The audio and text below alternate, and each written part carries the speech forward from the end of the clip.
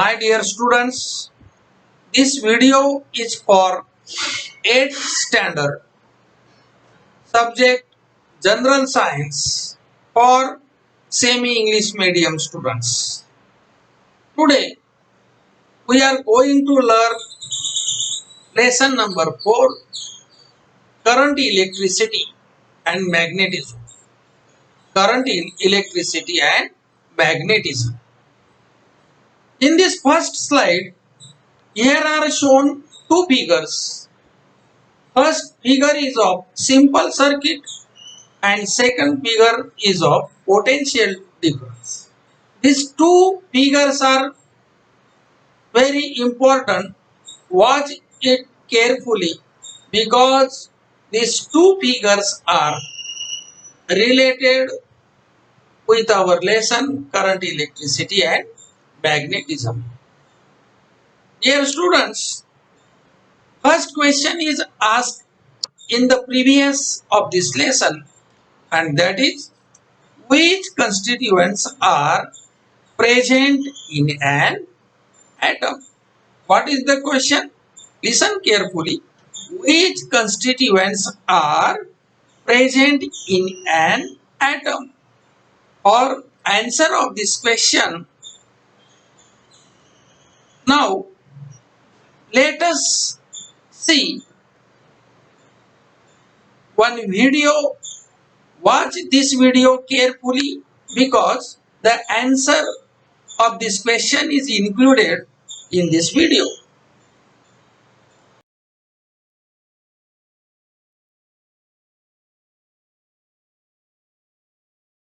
Constituents of an atom.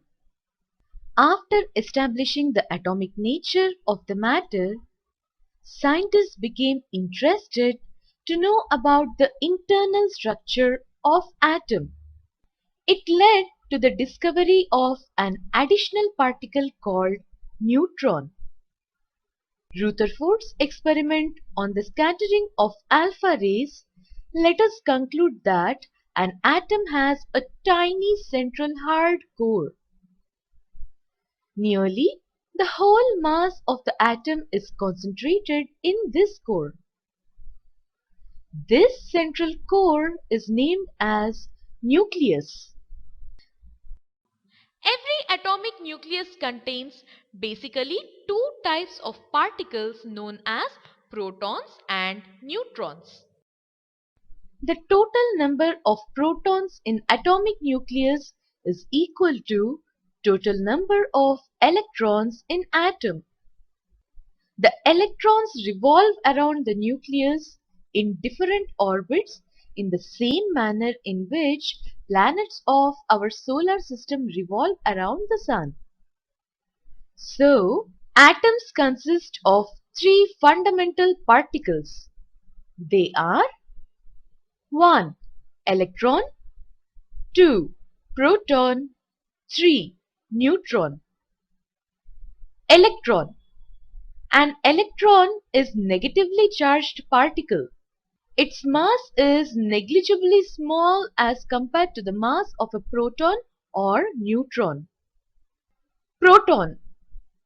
A proton is positively charged particle with mass 1836 times the mass of an electron.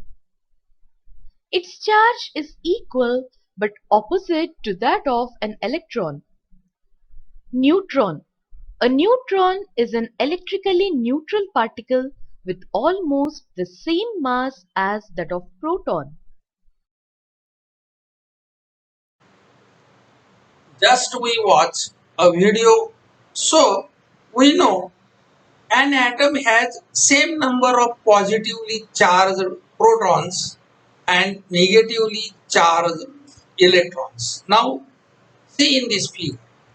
बघा या आकृतीमध्ये हे protons आहेत लाल रंगाचे, काळ्या रंगाचे जे गोल दाखवलेले ते न्यूट्रॉन्स आहेत. सो here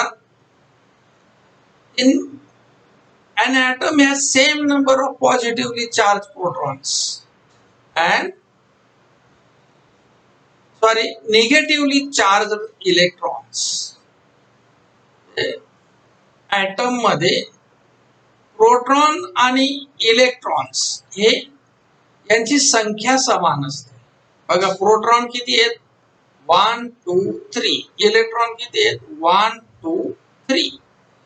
आणि प्रोटॉन वर पॉझिटिव्ह चार्ज असतो आणि इलेक्ट्रॉन वर निगेटिव्ह चार्ज असतो. So an atom has same number of positively charged protons and negatively charged electrons. So an object don't show any charge though its atom contain charged particles.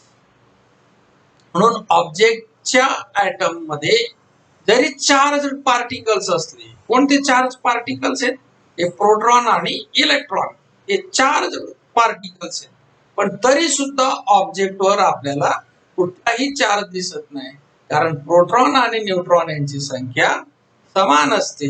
त्याच्यामुळे plus minus effect is zero. Therefore we can say that plenty of electrical charge is filled in the object around us. म्हणून आपण असं म्हणू शकतो की आपल्या सभोवताली भरपूर मोठ्या प्रमाणामध्ये इलेक्ट्रिकल चार्ज आहे, पण तो आपल्याला जाणवत नाही. व्हॉट विल हॅपन इफ हे glass rod is rubbed on A silk cloth. काचेची कांडी जर रेशमी वस्त्रावर घासली तर काय होईल. What will happen if a glass rod is rubbed on A silk cloth. The glass rod will acquire positive charge and the silk cloth will acquire negative charge. हे काय होईल मग, या ग्लास रॉड वर पॉझिटिव्ह चार्ज निर्माण होणार आणि या सिल्कच्या कापडावर निगेटिव्ह चार्ज निर्माण होणार. How do objects get charges. When two suitable objects. आता या वरच्या उदाहरणांमध्ये आपण पाहिलं बघा, पदार्थावर चार्ज कसा निर्माण होतो. When two suitable objects are rubbed against each other.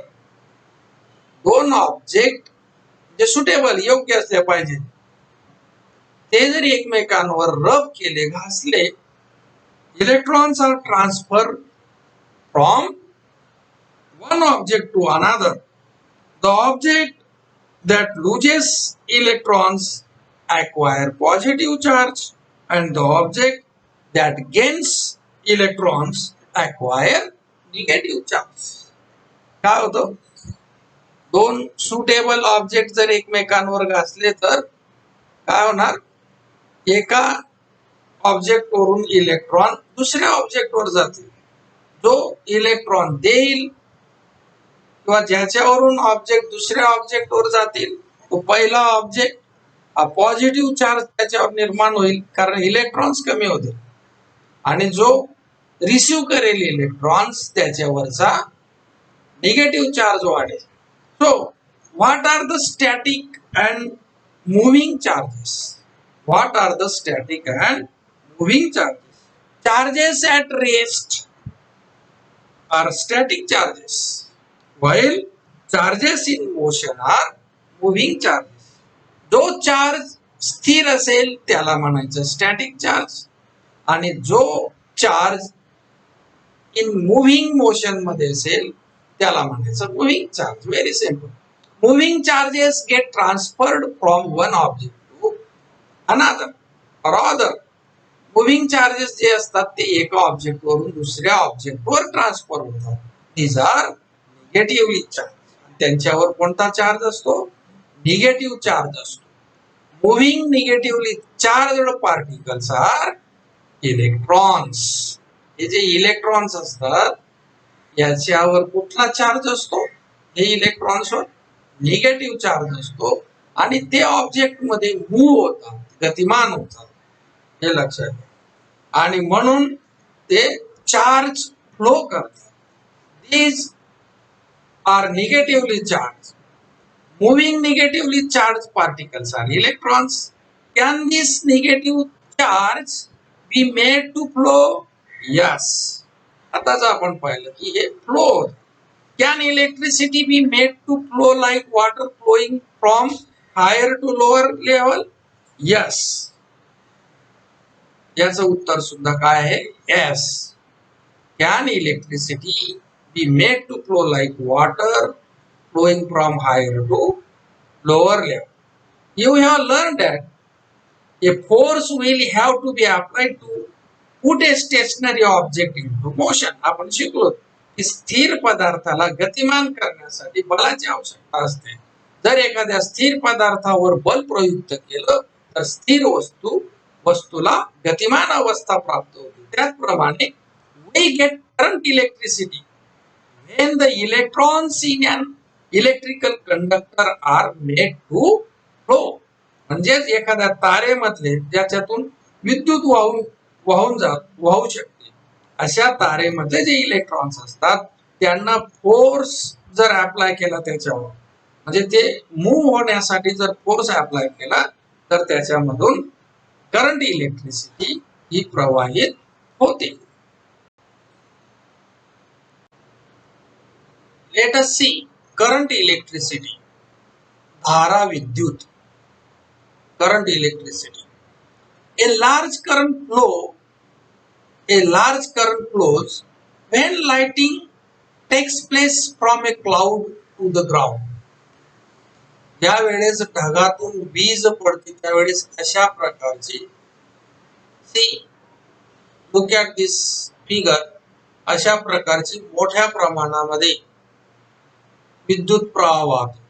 A large current flows when lighting takes place from a cloud to the ground.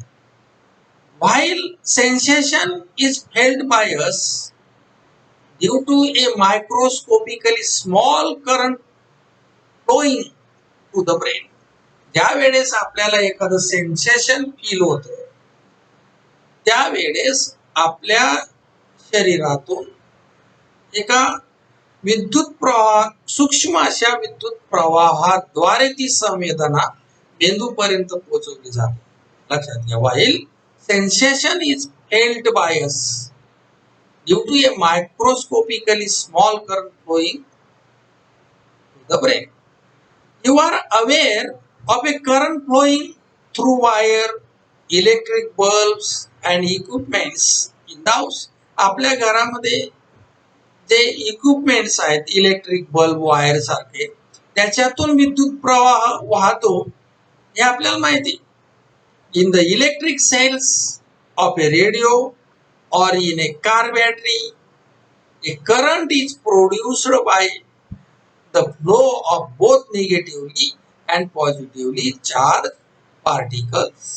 कारची जी बॅटरी आहे त्या बॅटरी मधून पॉझिटिव्हली चार्ज पार्टिकल्स, त्याचप्रमाणे निगेटिव्ह चार्ज पार्टिकल्स, हे दोन्ही प्रकारचे particles produce केली जाते आणि त्याच्यातून करंट इलेक्ट्रिसिटी ही प्रवाहित होते. लक्षात घ्या. Then next point is electrostatic potential. विद्युत स्थितिक विभव मराठीत त्याला म्हणतात. Electrostatic potential. Water or a liquid flows from a higher level to a lower level. द्रव पदार्थ असेल किंवा पाणी असेल ते वरच्या लेवल वरून खालच्या लेवल कडे वाहतं हे आपल्याला माहिती. आता या फिगर मध्ये बघा, पाणी वरच्या लेवल मधून खालच्या दिशेने प्रवाहित झालेलं आहे. It always flows from a body at higher temperature to a body at lower temperature. उष्णता सुद्धा जास्त तापमानाकडून कमी तापमानाकडे पदार्थातून वाहते, हेही आपण शिकलो. Similarly there is a tendency of the positive charge to flow from point of higher electric level to a point of lower electric level. त्याचप्रमाणे हा जो इलेक्ट्रिक चार्ज असतो त्याची अशी प्रवृत्ती असते किंवा टेंडन्सी असते की जास्त विद्युत पातळीकडून कमी विद्युत पातळीकडे पॉझिटिव्ह चार्ज वाहतो. ज्याप्रमाणे उष्णता जास्त तापमानाकडून कमी तापमानाकडे वाहते, ज्याप्रमाणे पाणी पाण्याच्या जास्त पातळीकडून कमी पातळीकडे वाहते. त्याचप्रमाणे जो इलेक्ट्रिक चार्ज तो पॉझिटिव्ह चार्ज आहे तो विद्युत पातळीच्या जास्त पातळीकडून कमी पातळीकडे वाहतो. This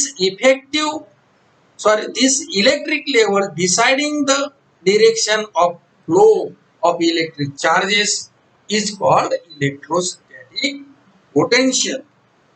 यालाच काय म्हणतात? विद्युत प्रवाहाच्या वाहनाची दिशा ठरवणं. कोण दिशा ठरवतं? Electric level ठरवतं.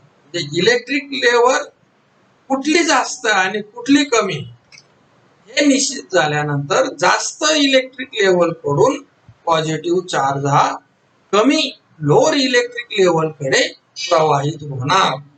याला काय म्हणायचं? इलेक्ट्रोस्टॅटिक पोटेन्शियल असं म्हणायचं. Then potential difference, this is very important concept. विभव म्हणतात मराठीत त्याला. Potential difference similarly to the height of waterfall, the temperature difference of hot and cold. What is the difference between the potential of 2 points? दोन बिंदूतल्या पातळीतला फरक किंवा विभवातला फरक. दोन बिंदूतल्या विभवाचा फरक. कशातला फरक? म्हणजेच या इलेक्ट्रिक लेवलचा जे फरक आहे त्याला पोटेन्शियल डिफरन्स असं म्हणतात. Potential of 2 points, that is potential difference is interesting. हा पॉइंट आपल्यासाठी खूप इंटरेस्टिंग आहे, लक्षात घ्या. धबधब्याची उंची, त्याचप्रमाणे उष्ण थंड वस्तूंच्या तापमानातील फरक, त्याचप्रमाणे दोन बिंदूंच्या विभवातील फरक, हा मुद्दा लक्षात घ्या. Difference between the potential of 2 points, that is potential difference. त्याला म्हणायचं potential difference. Now try this activity at our home. आपण एक सिंपल ऍक्टिव्हिटी इथं दिलेली आहे, घरी करू शकतो. Take connecting copper wires and connect the circuit as shown in figure 4.1a. Now watch this figure.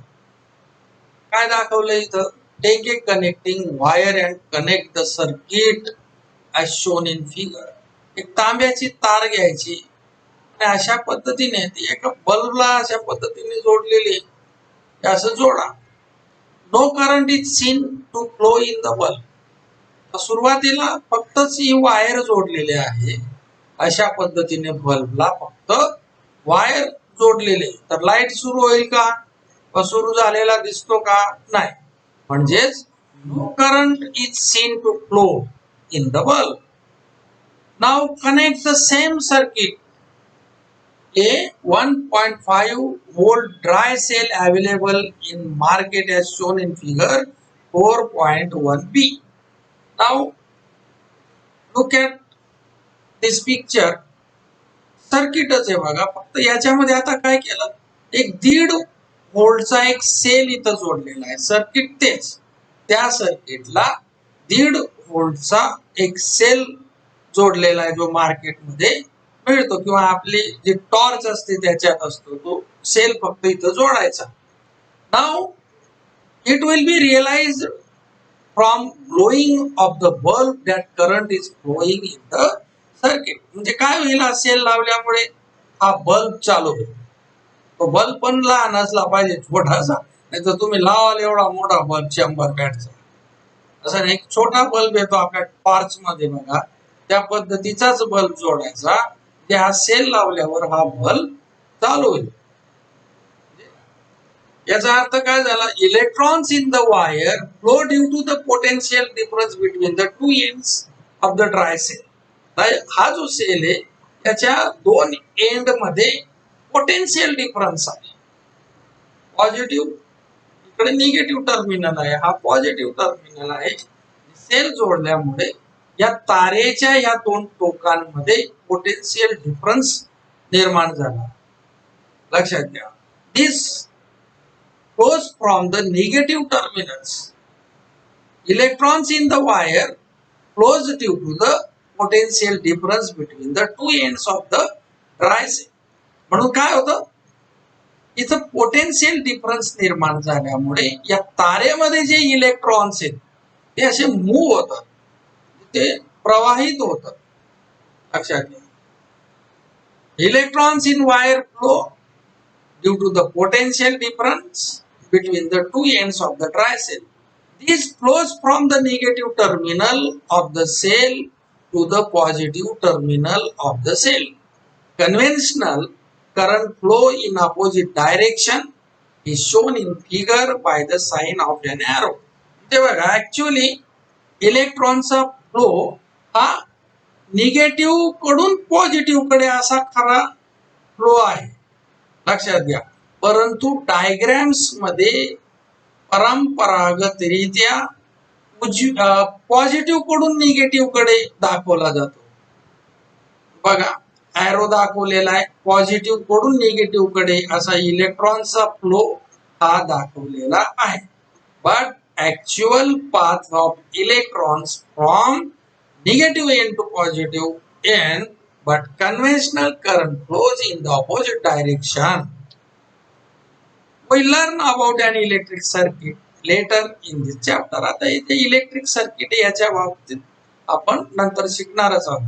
In figure 4.1a म्हणजे या फिगर मध्ये there is no current as there is no potential difference in the absence of any cell. इथं कुठलाही प्रकारचा sale नाही म्हणून potential difference नाहीये. Current starts flowing in the circuit as soon as the potential difference is applied. Current flow सुरू होतं केव्हा, ज्या वेळेस आपण पोटेन्शियल डिफरन्स अप्लाय करतो. The unit of potential difference in SI system is volt. SI system मध्ये potential difference unit काय आहे, व्होल्ट आहे. We will learn about it in the next standard. पण पुढच्या इयत्तेमध्ये या व्होल्ट या युनिटच्या संदर्भात डिटेल मध्ये शिकणार आहोत. How can we measure water flow emerging from a pipe. एखाद्या पाईप मधून बाहेर पडणारा पाण्याचा प्रवाह हा आपण कसा मोजू शकतो. We can find it from the amount of water coming out in a specific time period. या पाईपातून बाहेर पडणार पाणी जर मोजलं लिटर मध्ये आणि ते पाणी बाहेर पडण्यासाठी लागणारा वेळ, या दोन गोष्टी जर आपल्याला माहित झाल्या तर आपण वॉटर फ्लो मोजू शकतो. How then is the electric current measured. मग इलेक्ट्रिक करंट कसं मोजायचं. Electric current I is equal to Q upon T. In this expression, I stands for current, Q is charge, and T is for time. Electric current is I is equal to Q upon T. If we can measure the quantity of charge flowing through a cross section of a conductor in time t, we can determine the current I using this formula. जर आपल्याला charge माहित असेल आणि कंडक्टरच्या म्हणजेच ज्या तारेतून charge प्रवाहित होतो त्या तारेतून म्हणजेच कंडक्टर मधून कंडक्टरच्या क्रॉस सेक्शन एरिया मधून किती चार्ज प्रवाहित झाला आणि किती वेळात झाला, या दोन गोष्टी जर आपल्याला माहित झाल्या तर इलेक्ट्रिक करंट, त्याच्यातून वाहणारे इलेक्ट्रिक करंट आपण डिटरमाइन करू शकतो. We have seen that electric current is produced due to the flow of charge particles. तर आपण हे शिकलो की इलेक्ट्रिक करंट कशामुळे प्रोड्यूस होतं. Due to the flow of charge particles and that's are electrons. इलेक्ट्रॉनचा जो प्रवाह आहे त्याच्यामुळे इलेक्ट्रिक करंट निर्माण होतं हे आपण शिकलो. Electric charge flowing through a wire in 1 second can be called unit current. Conductor मधून किंवा वायर मधून एका सेकंदात वाहणारा चार्ज याला काय म्हणतात, युनिट करंट असं म्हणतात. The SI unit of electric current is coulomb. Electric current SI unit आहे coulomb per second. The SI unit of electric current is coulomb per second or ampere. त्यालाच काय म्हणायचं, अँपियर असं म्हणायचं. करंटचं जे SI युनिट आहे का कुठलं आहे ते अँपियर आहे. So 1 ampere is equal to 1 coulomb per second is equal to 1 coulomb per second. Electric current is a scalar quantity because it can be expressed only using use of magnitude. तर परिमाणाने ती व्यक्त होते म्हणून ही अदिश राशी आहे. Let us see electric cell. A source is required to produce a uniform flow of charges in a circuit. Such a general device is an electric cell. एखाद्या परिपथामध्ये सतत विद्युत प्रभाराचा प्रवाह निर्माण करण्यासाठी एका स्रोताची गरज असते. त्या स्रोताला किंवा अशा डिव्हाइसला इलेक्ट्रिक सेल असं म्हणायचं. A source is required to produce a uniform flow of charges in a circuit. विद्युत परिपथामध्ये एक समान फ्लो निर्माण करण्यासाठी, चार्जचा फ्लो निर्माण करण्यासाठी स्रोताची गरज आहे. मग त्याच्यासाठी काय वापरतो आपण, सेल्स वापरतो, इलेक्ट्रिक सेल.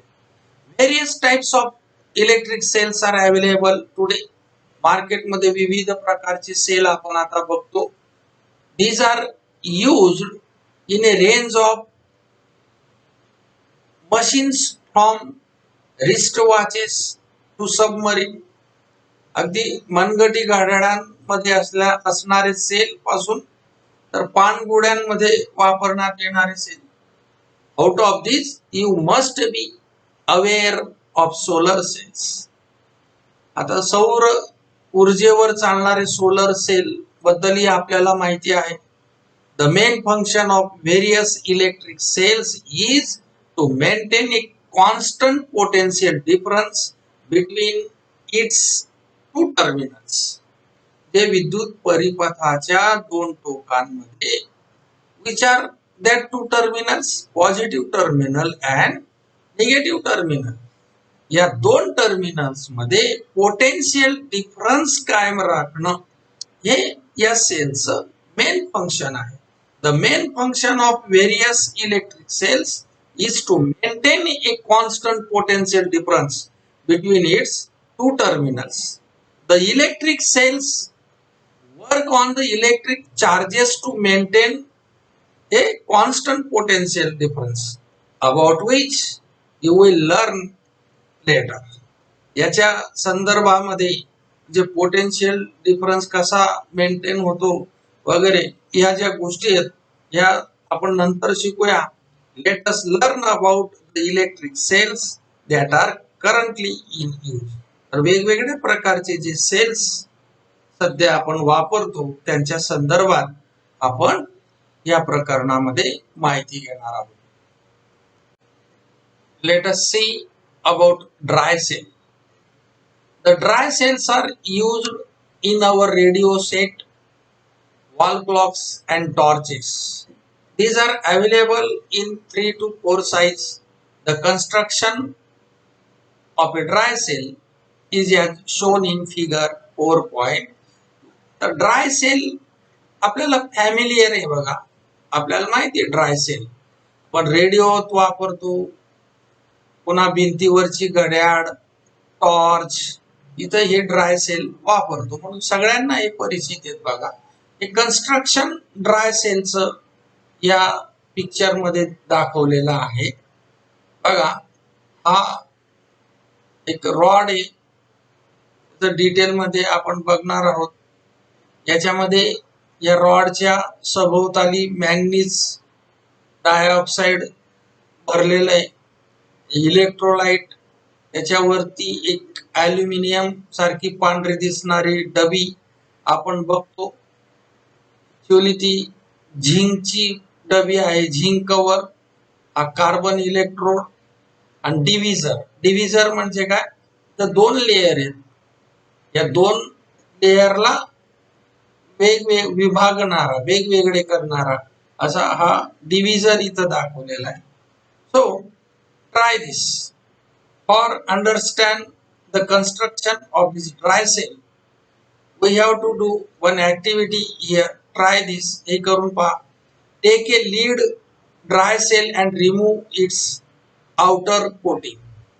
एक ड्राय सेल घ्यायचा, वापरून झालेला, संपलेला, त्याचं वरचं कोटिंग काढायचं. Inside you will find a whitish metal layer. This is the zinc metal layer. वरचं एक कव्हर काढल्यानंतर एक पांढरी डबी तुम्हाला दिसेल, असे डबी सारखी. ती कसली कसली लेयर असते ती, कुठलं मेटल आहे ते, झिंक मेटल आहे. बघा इथं दाखवले zinc cover. This is the negative terminal of the cell. तर दोन टर्मिनल असतात आपल्याला माहिती, पॉझिटिव्ह टर्मिनल आणि निगेटिव्ह टर्मिनल. हे जे झिंकचं जे कव्हर आहे, झिंक मेटल लेयर आहे, हेच या सेलचं निगेटिव्ह टर्मिनल आहे, हे लक्षात घ्या. Now carefully break open this layer. आता ही जी पांढरी डबी फोडायची हळूवार, काळजीपूर्वक. There is another layer inside.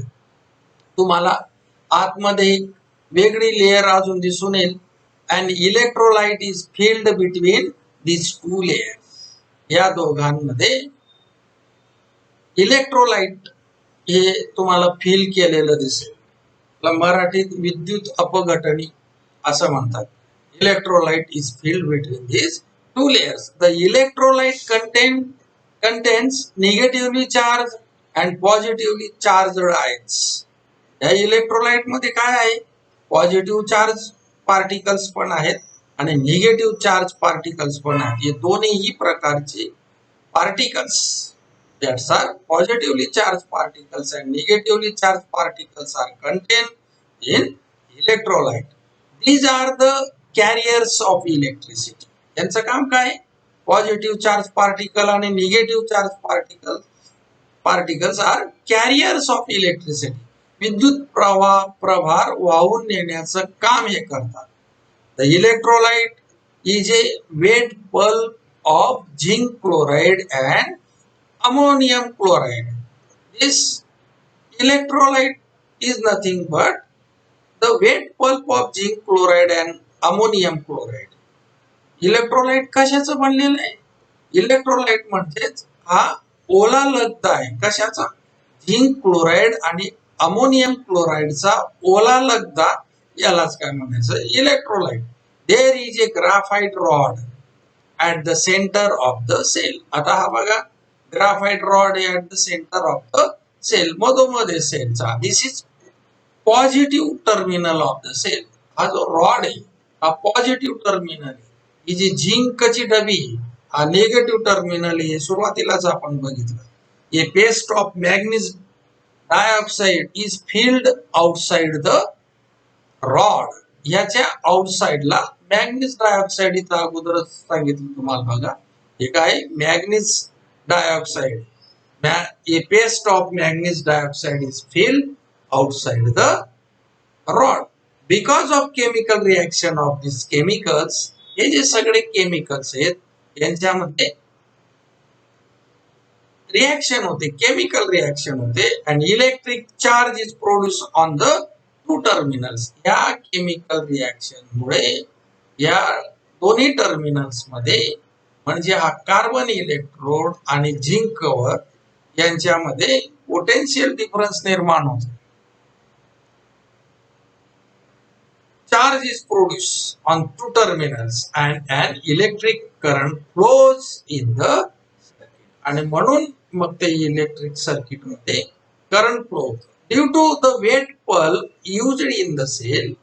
या सेल मध्ये ओला लगदा यूज केलेला आहे आपल्याला माहिती, इलेक्ट्रोलाइट म्हणून.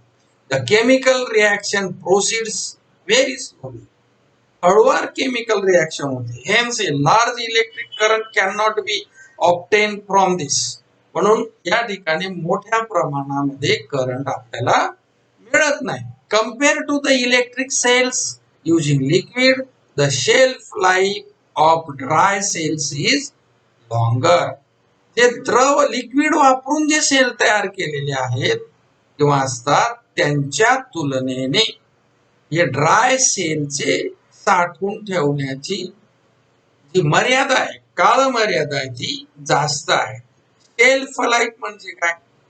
शेल्फ लाईफ म्हणजे साठवून ठेवण्याची मर्यादा, काल मर्यादा, साठवून ठेवण्याची काल मर्यादा, त्याला म्हणतात shelf life. The shelf life of dry cells is longer. Dry cells are very convenient to use as this can be held in any direction with respect to ground and can be used in mobile instruments. Dry cell हा कसा आहे? वापरायला खूप convenient आहे. उभा, आडवा, तिरपा कशाही पद्धतीने आपण वापरू शकतो. इन एनी डायरेक्शनचा अर्थ असा होतो इथं, with respect to ground and can be used in mobile instruments.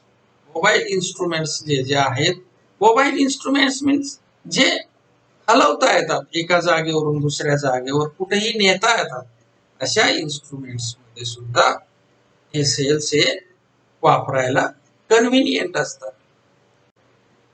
Next cells are lead acid cell and nickel cadmium cell. From this first we see lead acid cell.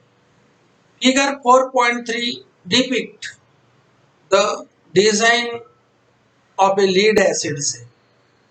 या 4.3 या figure मध्ये lead acid सेलची रचना दाखवलेली पहा. Let us examine its principle. त्याचं आपण तत्व बघूया. सुरुवातीला थोडा हे पिक्चर ऑब्झर्व करा. बघा, दोन रॉड आहेत.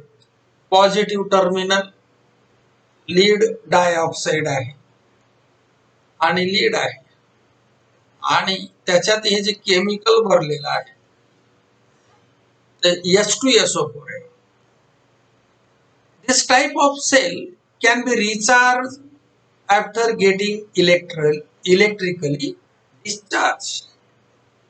या सेलचा एक फायदा आहे की हा डिस्चार्ज झाल्यानंतर पुन्हा रिचार्ज करता येतो. The lead acid cell contains lead electrode. Lead acid cell contain lead electrode. हा बघा, हा लीड इलेक्ट्रोड आहे and lead dioxide electrode. Both are dipped in dilute sulphuric acid. यानी हे जे दोन्ही इलेक्ट्रोड आहेत हे डायल्यूट सल्फ्युरिक ऍसिड मध्ये डीप केलेले आहेत, बुडवलेले आहेत. Lead oxide carries a positive charge.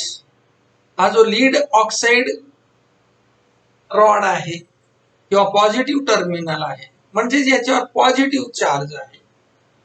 With the lead electrode carries negative charge. याच्यावर निगेटिव्ह चार्ज आहे. लीड इलेक्ट्रोड जो आहे हा, याच्यावर निगेटिव्ह चार्ज आहे. The potential difference between this two is nearly 2 volt. या दोघांमधलं विभवांतर म्हणजेच पोटेन्शियल डिफरन्स किती आहे? 2 व्होल्ट एवढा आहे.